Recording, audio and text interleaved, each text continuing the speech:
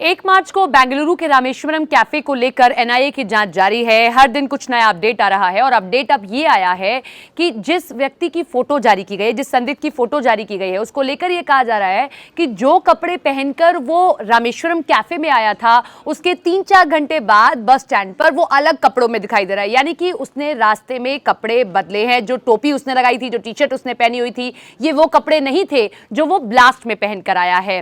तो किस तरीके से पूरी प्लानिंग के साथ इस पूरे हमले को अंजाम दिया गया। इन सबके बीच में एनआईए ये भी कह रहा है कि ये जो पूरा विस्फोट है, ये जो पूरा ब्लास्ट है, इसके तार कहीं ना कहीं आईएसआईएस से जुड़ते हुए भी दिखाई दे रहे हैं। पाकिस्तान में बैठकर भी इसकी साजिश रची गई है। एक रिपोर्ट, न्यूज़ 18 इंडिया की एक रिपोर्ट ये दावा कर रही है कि इसके जो तार हैं वो पाकिस्तान में बैठे आईएसआईएस से भी जुड़े हैं और कुछ संगठन हैं जो सामने अभी तक नहीं आ पाए हैं, लेकिन वो यहां पर भी काम कर रहे हैं। बेंगलुरु में खासतौर पर काम कर रहे हैं। कुछ लोगों की गिरफ्तारी हुई है, उनके नाम मैं आपको बता दूं। न्यूज़ 18 इंडिया की रिपोर्ट है, उसके मुताबिक मिनाज उर्फ मोहम्मद सुलेमान 26 साल उम्र, अनस इकबाल शेख 23 साल उम्र, शायान रहमान उर्फ हुसैन 26 साल उम्र और सैयद समीर 19 साल उम्र है। इन सभी को 3 दिनों के लिए हिरासत में लिया गया और इनसे पूछताछ की जा रही है। सीसीटीवी फुटेजेस अलग अलग जगहों के खंगाले जा रहे हैं जो आसपास का इलाका है, क्योंकि कहा जा रहा था कि ये 11:15 बजे के आसपास भी, क्योंकि 12:55 पर ब्लास्ट होता है, 11:15 बजे के आसपास भी ये आसपास ही घूम रहा था और उसके बाद ये दाखिल होता है, इडली ऑर्डर करता है और उसके बाद ये वहां से चला जाता है और जो बैग छोड़कर जाता है उसमें ही ब्लास्ट होता है।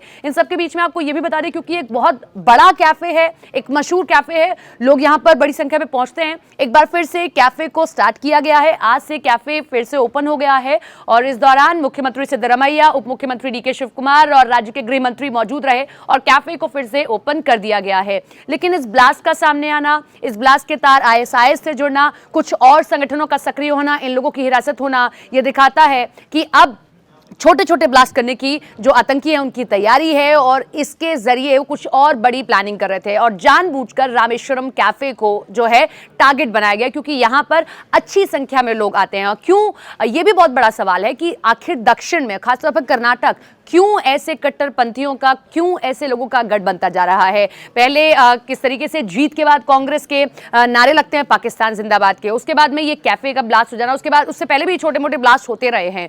तो संगठन कैसे दक्षिण भारत में अपने पांव पसारता जा रहा है। कुछ और अपडेट आएगा, हम आपको देंगे, लेकिन फिलहाल यही अपडेट कि संदिग्ध की फोटो सामने आई, उसने कपड़े बदले, जो कपड़े पहनकर वो कैफे में आया था वो कपड़े नहीं थे, दूसरे कपड़े थे जब उसकी फोटो बस स्टॉप से निकल कर आई है। आर्टिफिशियल इंटेलिजेंस के जरिए भी उसकी फोटोज निकाली जा रही हैं। और तीसरा कि अभी कुछ और लोग हैं जिनको हिरासत में लिया गया, पूछताछ की जा रही है कि क्या उन्होंने मदद की है, क्योंकि ऑनलाइन जो सामग्री इस विस्फोट में इस्तेमाल की गई थी, इसको बनाने के लिए ऑनलाइन भी कुछ मंगाया गया है। तो ये सारी चीजें, ये अपडेट सामने आया है। कुछ और अपडेट आएगा, हम आपको बताएंगे। और 10 लाख की इनाम राशि रखी गई है। कहीं अगर आपको ये व्यक्ति दिखता है जो आप हमारे विजुअल्स में देख रहे हैं कहीं पर भी, तो आप जल्द से जल्द एनआईए को सूचित करें।